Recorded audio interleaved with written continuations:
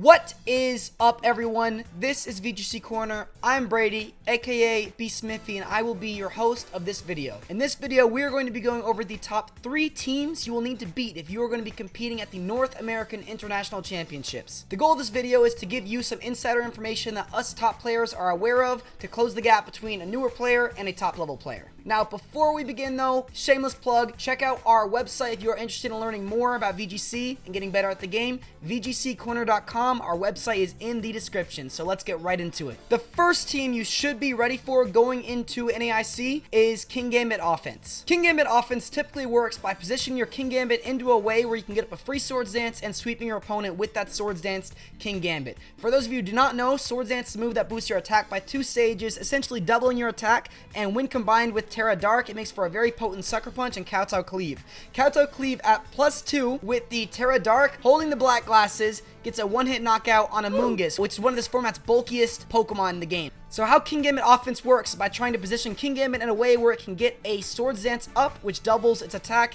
and then it can sweep through you with Terra Dark boosted Sucker Punches and Kowtow Cleaves. This is very easily achievable thanks to the Amoonguss, which not only has the benefit of resisting fighting, but can also Pollen Puff you up.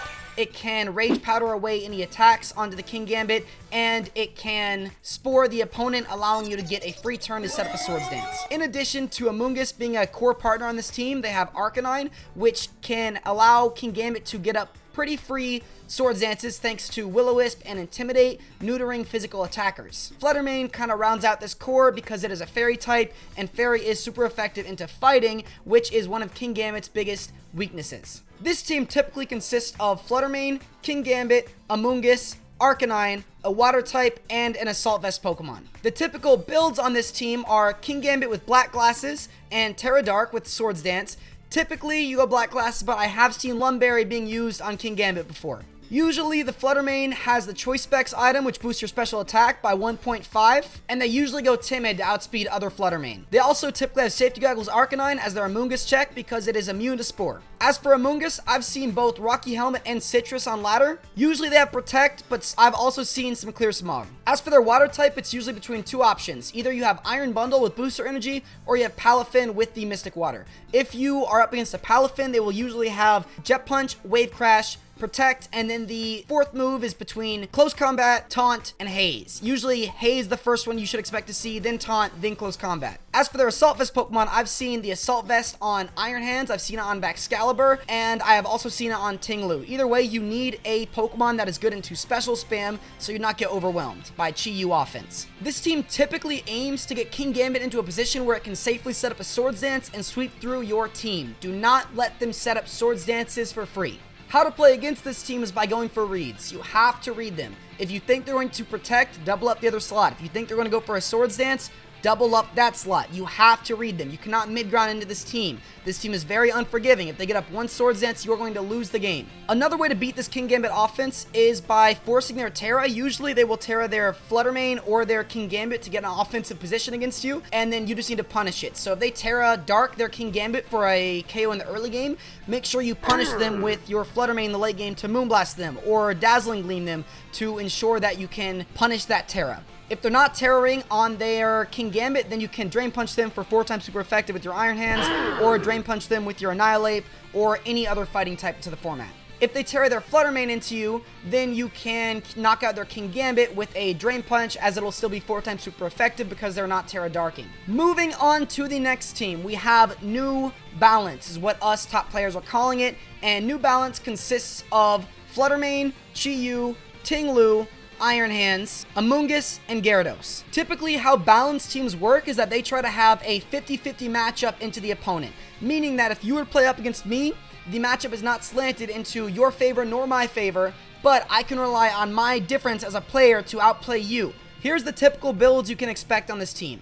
On Fluttermane, I've been seeing a lot of Choice Specs. Choice Specs is probably the most common item on Fluttermane, and for good reason. You do a lot of damage, and you can invest into speed and bulk without having to invest too heavily into special attack. The other item I've seen on Fluttermane is Booster Energy. Now you can either go special attack boosting or speed boosting. As for the next Pokemon, Chi-Yu, it typically goes with Choice Specs or Safety Goggles. Safety Goggles helps into Amoonguss. If they go Safety Goggles, they usually have a Nasty Plot set where they get +2 special attack and try to sweep you after they set up. Very similar to Kingambit, how it goes for a Swords Dance, but this time Chi-Yu goes for a Nasty Plot. So instead of boosting its physical attack, it boosts its special attack. As for if you go with Choice Specs, you can, just like Fluttermane, count on doing that lot of damage turn 1 without that initial setup. Those are typically the items you'll see on Fluttermane or Chi-Yu. Going forward with the team, you have Iron Hands. Iron Hands usually has the Assault Vest, or if the Safety Goggles is not taken on your Chi-Yu, typically that Safety Goggles will be on your Iron Hands. Now, if you do see a Safety Goggles Iron Hands, they will usually be Terra Fire, so that they can resist Fairy type attacks. Because they're not holding the Assault Vest, their special defense stat is not naturally as high, and they will usually go a Swords Dance set. Very similar to that Kingambit we were talking about earlier, where they tried to go for a Swords Dance and go for Dark type moves into you with Cow Cleave or Sucker Punch. This Iron Hands aims to get up a Swords Dance and go through you with Drain Punches and Thunder Punches. So plays very, very similar to that Kingambit, except this is an Iron Hands, not a Kingambit. So what that means is not quite as much damage, but it has a lot of bulk to make up for that. So Safety Goggles with Terra Fire also has a very unique combination of being immune to both Spore and Will-O-Wisp, so that it's very hard to stop this. The best way to deal with that Safety Goggles Iron Hands is by clear smogging it and removing its boosts.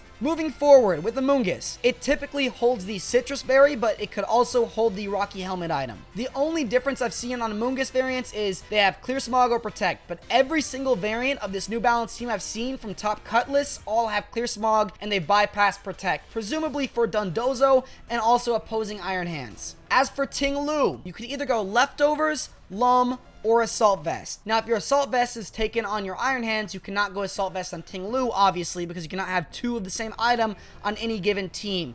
But if you have Leftovers, you have the benefit of having Protect. As for Gyarados, I've seen a combination of Citrus Berry, Figgy Berry, and Lum Berry. So some kind of berry on Gyarados. Now, I would also not be too surprised if I see a Rocky Helmet Gyarados coming up, because it's kind of cool with Intimidate, because you can lower their physical attack, tank an attack, and make some trades with them. So that could be kind of cool if you prefer having that Citrus Berry on Amoonguss, but that's really up to you, the player. Now, how this team usually aims to work is that they want to set you up in a position where they can go for a trade into you, where you might go for a super effective attack into them, but they might switch out to resist that attack and then attack you with their other Pokemon. So usually they rely on their ability to know the fundamentals of the game and outplay their opponent. Typically, their in-game win condition is to get up a sweep with either Chi-Yu, Fluttermane, or Iron Hands by setting up that Swords Dance, Nasty Plot, or going for that Choice Specs Dazzling Gleam sweep like we were talking about earlier. Now, the best way to beat this New Balance is by getting rid of their pieces as soon as possible. It's much, much easier said than done.